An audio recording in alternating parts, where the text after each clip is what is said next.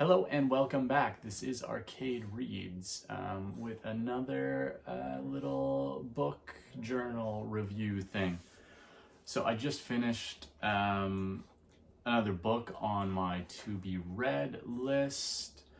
It is Only Human by Sylvain Neuvel, which in my previous video I said that he had a different name, but he doesn't. That he just has ooh, let me see if I can find it.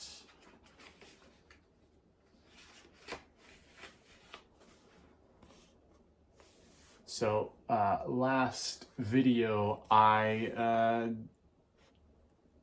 said that his name was the guy who took the picture of him. So the photo credit, I said that it was him. I messed up. You know what? I'm sorry, Sylvain, and I'm sorry, photo dude. I apologize. This is the third book in the Themis Files series, Sylvain's debut series. Pretty good ending to the book, to the series, although I did feel like this could have just been an epilogue to the second book. Could have just been a duology, had the second one be a little bit fatter, and just had this one be an epilogue, a few chapters. It's the first two books. Some scientists find a robot underground left by like an old alien civilization. They try to get it working again. In doing so, they alert the aliens that they have in fact changed our planet and our evolution, similar to like the aliens have like a prime directive similar to in the Star Trek series, where they're not supposed to interfere with any conscious or unconscious evolution of another species of life, or another living species on another planet, in another system, whatever. The scientists turn on this big old robot, and in doing so alert this far off alien species that we have altered our course of existence because of what they did. So they bring in some like other big ass robots. This is in the beginning of like these other two books, and humans have to find a way to stop the robots from releasing a gas that kills off a large portion of the human population. This book takes place after all that devastation. A few of the main characters from the series get aboard the robot that the humans started up, and it transports them to the alien world. They have no way to get off. They're stuck on the alien world for about 9 years, and it goes through their experience living on another planet, learning a new language, learning how to do and use different things that are completely alien to us. Eventually, the main characters from the series manage to jump back to Earth and find that it's changed. Humans have found another robot, the remains of one of the ones that the aliens left, and repaired it. So now the US has a robot, and they are taking over the world. Everybody's a little bit scared. They're rounding up any human that has alien DNA, and also different minority groups, because the book is a bit of a metaphor for fear-mongering and terrorism and all that does with human psyche and how we treat each other as fair and unfair. So I won't give away the conclusion or anything like that, but the main characters come back to Earth and they find that everything has changed. Again, I do like it as an ending to the series, but it's not really a climax. Like, the climax happened in Waking Gods, and this really does just feel like an epilogue. There's not really there's not even really any fighting. There's a daughter-father conflict going on between two of the main characters, but I picked up these books so that I could read about big robots fighting each other, and a daughter and a father learning how to love each other after some traumatic stuff wasn't really what I picked it up for. All that aside, could have just been an epilogue. A few gripes that I had with the book. It's similar to the other Sylvain Nouvelle book that I was reading about, was talking about in my last video. The characters are written, you know, so that everybody has to be like a little bit more quirky, a little bit more smart than everyone else. He doesn't write characters super realistic. They are characters. They're not really based in reality and doing crazy things. Everything is a little bit crazy and zany. I mean, one of the characters is from North America, but he calls the Big Dipper Le Grand Ours, and not even Ursa Major, which like most people know that it could be called that. Not even the Big Dipper. It's just the Le Grand Ours, and it's not even a joke. It's just left like that. He's just, the character had no previous. I mean, he's a linguist, but I mean that really has nothing to do with the Big Dipper. Don't even know if he knows French. It was just weird. Although I guess he's from Canada. I'm from Canada.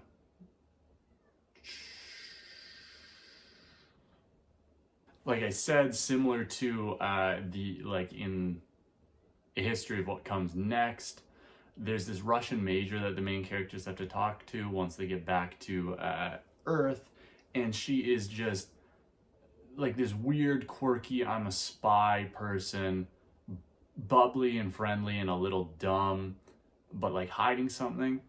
It seems so over the top that it's almost like a crazy person in an anime. Like, I'll read you a bit from it.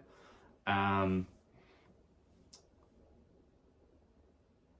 not going to do anything to you, Vincent. It makes me queasy when I break a nail. I'm afraid of spiders. I am. I hate those little legs. The worst are the ones with long, long legs and nothing but a little beige ball in the middle.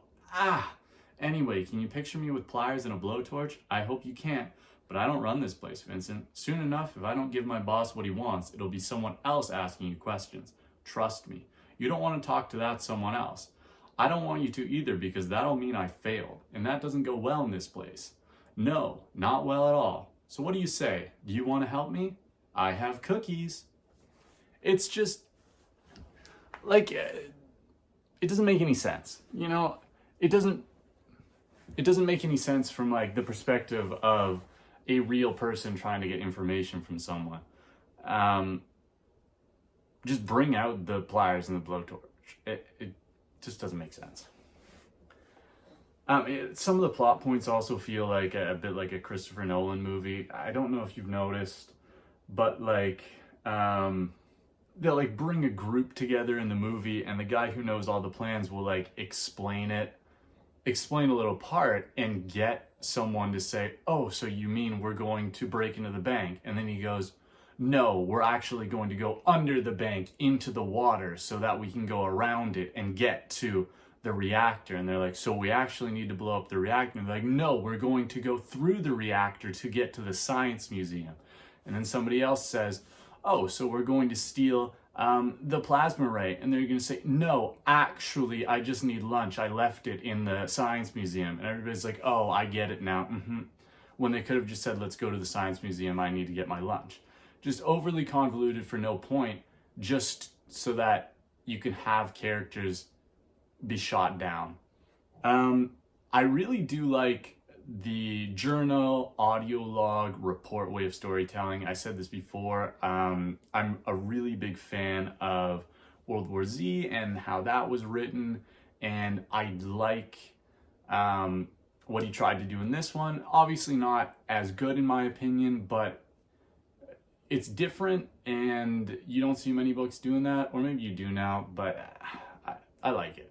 The character learning the alien language when they get to the planet, which might actually be a self-insert for the author, who is a linguist himself, has trouble learning a new language, which is natural, especially when there's nobody who speaks English on that planet.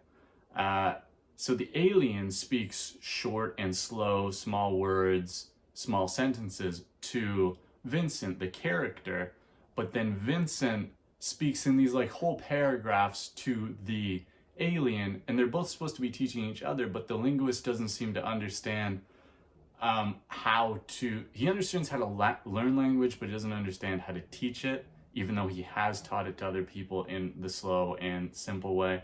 It was just something that I noticed in the writing. There's some inconsistencies, is to be expected. The guy's first series. One thing that the book did well was on the alien planet, it's like a huge metaphor for the world's democracies, not representing whole populations, but still making decisions for them. It was nice, like a little bit heavy-handed, surely, but I kind of liked the openness towards the metaphor. This book, it wasn't trying to go for anything too deep, and its metaphors didn't go too deep either. It stuck to its guns, which was mecha robots and thinly veiled metaphors. It was good. Because this book was written entirely in dialogue, scenes can take on a little bit of an unrealistic feeling. There are action scenes that are telling us exactly what is going on in non-military terms with way too much context and exposition. It actually kind of feels like an anime where characters just talk in a fight to tell you exactly what's going to happen and then do like one move instead of the fight telling you a story like a Bruce Lee fight. Because it's written entirely in dialogue and reports, there's no narrative exposition to tell the story. A fight scene or really anything else must rely solely on a character like ejecting everything about a scene, telling us exactly which button they're pressing, exactly what their feet are doing, instead of being able to see it. You okay? You got the hiccups? Maybe a little bit?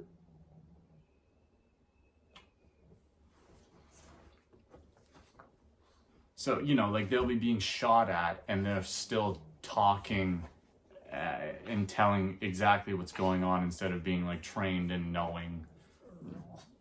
What are you doing? Stop it. Sorry, little puppy. It's actually kind of like an audio drama, like an audio drama podcast or whatever, what was on the radio years ago, where it's really down to the characters to tell you the world, tell you the scene, everything, because you're not going to be able to see a little bit of it. There's no narration whatsoever. Anyway, I liked it. I'm giving it a 3 out of 5. The series as a whole, 3 out of 5 too.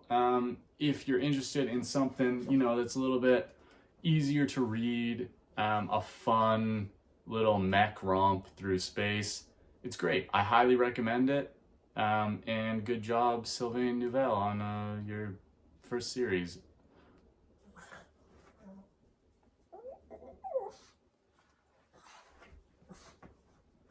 So, on the topic of audio dramas, I've been listening to a fantastic audio drama podcast by Night Rocket Productions called Derelict. It is a near future horror sci-fi story. The first season, called Fathom, takes place in an undersea lab. It is set in a research station looking to open up a giant vault that they found on the sea floor. I really like this type of horror. It really reminds me of Dead Space. There is a lurking alien, highly intelligent, or eldritch horror type of thing infecting a far-off, unreachable, small contained space. Everybody slowly changes. There are psychological effects. It's dark. There's tight spaces, pressure. Just if you liked anything like Dead Space, or if you just like horror podcasts, like a little bit of sci-fi, check this out. It's wonderfully done.